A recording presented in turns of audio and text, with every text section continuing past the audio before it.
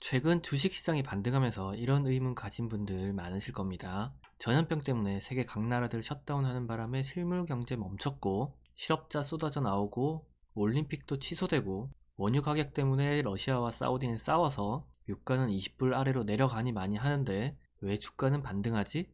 실제로 2월 12일 고점 29,551에서 3월 23일 종가 18,591까지 떨어졌던 다우는 4월 13일 23,400선까지 반등을 했고 2월 19일 고점 9,817에서 3월 23일 종가 6,860까지 떨어졌던 나스닥은 4월 13일 8,200선까지 반등을 했습니다. 2월 14일 고점 2,243에서 3월 19일 종가 1,457까지 떨어졌던 우리는 총선 전날인 4월 14일 종가 1,857까지 반등을 했습니다. 반등하는 이유를 알아보기 전에 먼저 이번처럼 위기다 뭐다 하면서 급락장이 나오게 되는 상황을 중간 단계에 뛰어넘지 말고 하나하나 전부 순서대로 보면 전염병이 생겨서 퍼지기 시작하면 확산을 막기 위해서 그리고 개개인의 감염을 피하기 위해서 자가격리 등의 조치를 할 거고 이런 조치를 하다 보면 소비가 줄어들게 되고 소비가 줄어드는 건 실물 경제가 나빠지는 걸 의미하고 실물 경제가 나빠지면 기업이 버는 돈이 줄어들고 기업이 버는 돈이 줄어들면 기업 이익이 나빠지고 기업 이익이 나빠진 회사들 중에 유동성이 부족한 회사들은 부도가 나고 회사들이 부도가 나면 실업자가 생기고 실업자가 늘어나면 파국이죠.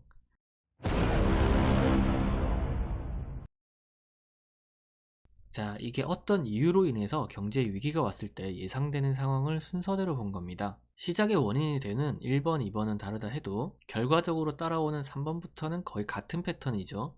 그리고 이번처럼 전염병의 세계 대유행 상태가 되니까 이런 상황이 순차적으로 올 게 뻔하고 이런 상황이 순차적으로 오면 주식 가격이 내려갈 것도 뻔하니 주식 가격이 내려가기 전에 시장 참여자들이 가지고 있는 주식을 급하게 던지는 거고 주식을 급하게 던지니까 이런 급락장이 나오는 거라고 보면 되겠죠. 자, 그럼 반등은 언제 할까요? 단기 반등 또는 기술적 반등은 그동안에 급락 기간 동안 매도했던 주식을 쇼커버링을 할 때, 그리고 메이저들의 포트 조정 등의 리밸런싱으로 인한 매수 대기하던 시장 참여자가 매수하는 시점이긴 하지만 결국 제대로 된 상승장은 유동성이 부족한 그리고 제대로 운영되지도 않고 방만한 경영을 하던 기업들이 부도 등으로 인해 시장에서 퇴출되고 지난 금융위기 때는 대표적으로 리만 브러더스라고 볼 수 있겠죠. 좋은 기업만 남아서 이제 더 나빠질 게 없을 때 주가지수가 바닥을 형성하고 상승을 합니다. 이게 지금까지 우리가 겪어온 세계 경제사였습니다. 그런데 지금은 이런 상황이 올 게 예상돼서 시장 참여자들이 가지고 있는 주식을 급하게 던져서 급락장이 나오니까 실물 경제가 얼마나 나빠졌는지 확인하기도 전에 시장을 달래기 위해 미 연준은 선제적으로 무제한 양적 완화를 하기로 했고 미국 행정부는 경기 부양을 하기로 하는데 경기 부양만 2조 달러를 했습니다. 그래서 기업 실적이 나빠지는 걸 애당초 막으려고 했죠. 여기서 잠시 2조 달러가 얼마나 큰 돈인지 그리고 국가별 경제 덩치도 감을 잡을 겸 해서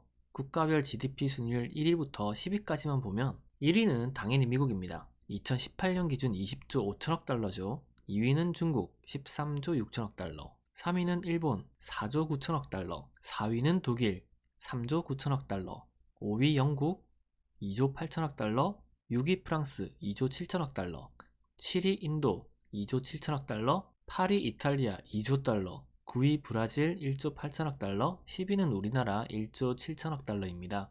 여기서 대충 1위부터 10위까지 합산해보면 57조 달러 정도 되는데 미국이 20조 5천억 달러니까 10위 국가들 중에서 비중이 혼자서 약 36% 정도 됩니다. 중국은 약 24%죠. 둘이서 세계 경제 절반 이상을 먹고 들어갑니다. 이래서 작년에 미국과 중국이 토닥거릴 때 세계 경제가 움찔거린 거였고 이래서 처음 이 전염병이 유럽으로 퍼질 때 덩치가 큰 8위 이탈리아에 집중을 했고 이탈리아와 국경이 붙어있는 6위 프랑스와 이탈리아에 가까운 4위 독일에 집중을 한 거였습니다. 1위는 아메리카에 있고 2위, 3위, 10위는 동아시아에 있고 유럽에는 4위, 5위, 6위, 8위 이렇게 4개 나라가 있는데 이 4개 나라 경제 덩치를 합쳐서 11조 4천억 달러로 큰 비중을 차지하고 있으니까요. 자, 다시 하던 이야기로 돌아와서 기업 실적이 나빠지는 걸 애당초 막으려고 미 연준은 선제적으로 무제한 양적 완화를 하기로 하고 미국 행정부는 경기 부양을 하기로 하고 이 사건의 원인인 전염병이 잠잠해지길 기다렸습니다. 그런데 확진자 증가세가 안 멈추고 계속 늘어나면서 시장에 다시 불안감이 확산되니까 또다시 4월 9일 2조 3천억 달러 규모로 기업 대출과 투기 등급 회사채인 정크본드까지 매입하기로 하죠. 이 투기 등급 회사채인 정크펀드까지 매입한다는 말은 부실한 기업들까지 부도나는 걸 막아주겠다는 뜻입니다. 결국 이번 사태로 인해서 생길 경제적인 충격파를 완화 정도가 아니라 충격파 자체를 없애겠다는 거죠. 이걸 시장에서는 울티메이트 바주카, 극한의 바주카라고 부르고 있어요. 자꾸 조 단위가 나오니까 조 단위가 친숙하게 느껴지려고 하는데 우리랑 친숙한 조는 삼국지 조조랑 조막걸리밖에 없고, 이게 또 뭐가 문제냐면 이렇게 부실한 기업들까지 부도가 나는 걸 인위적으로 막아버리면 시장에서 좋은 기업을 골라내는 기능이 교란되는 거고 좋은 기업을 찾아낼 필요가 없어집니다.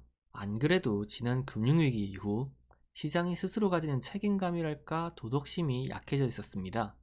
이게 무슨 소리냐면 시장에 악재가 생겼어요. 그래서 그 악재 때문에 단기적으로 시장에 충격이 갈 거고, 충격이 가면 주가가 하락하고 부실한 기업이 부도가 날 것 같아요. 그리고 지표가 발표가 됐어요. 지표가 굉장히 안 좋아. 그래, 부실 기업 정리하자 했는데 어라? 주가가 안 내려가고 올라가요. 악재가 나왔는데 왜 주가가 올라가? 하고 봤더니 악재가 발표가 되면서 지금 상황이 굉장히 나빠서 더 나빠질 게 없다는 바닥을 찍은 심리로 다음 주는 이번 주보다는 더 나아질 게 예상되니까 주가가 올라가는 겁니다. 그리고 이렇게 지표가 안 좋으면 연준이 항상 뭔가 대책을 만들어줬어요. 금리를 내린다든지 테이퍼링 시기를 늦춘다든지. 그러니 시장은 징징거리고 미 연준은 그걸 달래는 상황이 계속되어 왔는데, 이번에는 정말 레알 진짜로 극한의 달래기가 들어온 겁니다. 부실한 기업의 부도 자체를 막아주겠다는 극한의 바주카로 인해서 일단 추가적인 시장의 패닉은 없을 것으로 예상되고, 이제 경제 상황은 전염병이 괜찮아질 때까지 버티기 과정으로 가는데, 이렇게 되면 기업을 건강하게 운영할 이유가 없게 돼서 경영자들로 하여금 모럴 해저드를 유도하게 될 수도 있습니다. 전염병 때문에 이렇게 실물 경기는 계속 안 좋아지고 있는데 금융시장은 극한의 바주카 때문에 좀 다른 길을 걷고 있는 겁니다. 그리고 이렇게 바주카를 쏘면서 방어를 하다 보니 4월 10일 드디어 확진자 수가 정점을 찍고 내려오기 시작했고, 계속되는 정책적 지원 덕분에 코스피 지수는 계속 올라서 1900선을 바라보는 선까지 올라와서 이제는 3월 하락장에서 적극적인 매수를 통해 지수 방어를 해왔던 시장 참여자, 특히 개미들이 갈등을 일으킬 만한 구간이 되었습니다. 전염병의 확산은 여전히 진행 중이고 실물 경제의 침체는 시작도 안 했다는 걸 생각해보면 지수가 계속 오를 수 있을까에 대한 회의감이 드는데, 이렇게 시간이 흘러가는 사이 경제 자체가 살아나 버리면 이번 위기의 최종 승자는 외국인이 아닌 개인이 될 수도 있습니다. 하지만 아직까지 그런 걸 본 적이 없고 이번에는 한번 그런 걸 봤으면 좋겠네요. 여러분, 시장은 항상 옳다는 말을 들어보셨을 겁니다. 그런데 그 시장이 항상 옳다는 게 도덕적으로 옳다는 걸 의미하는 건 아니더라고요. 지금부터 우리의 관전 포인트는 이 실물 경제 충격과 정책적 방어 간의 싸움이 어떻게 흘러갈지가 되겠습니다. 오늘도 보시느라 수고하셨습니다. 그럼 노세요. 와, 동작구만. 뭐 갈 때 가더라도 너 정도는 괜찮잖아. 응?